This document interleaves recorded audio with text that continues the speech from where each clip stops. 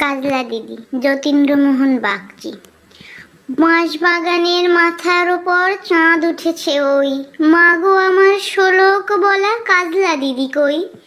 পুকুর ধারে লেবুর জলে থোকায় থোকায় জোনাক জলে, ফুলের গন্ধে ঘুম আসে না একলা জেগে রই, মাগো আমার কোলের কাছে কাজলা দিদি কই।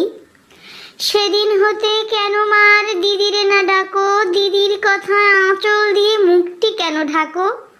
খাবার খেতে আসি যখন দিদি বলে ডাকি তখন, ও ঘর থেকে কেন মার দিদি আসে না কো। আমি ডাকি তুমি কেন চুপটি করে থাকো। বলো মা দিদি কোথায় গেছে, আসবে আবার কবে। কাল যে আমার নতুন ঘরে পুতুল বিয়ে হবে। দিদির মতো ফাঁকি দিয়ে আমিও যদি লুকাই গিয়ে, তুমি তখন একলা ঘরে কেমন করে রবে।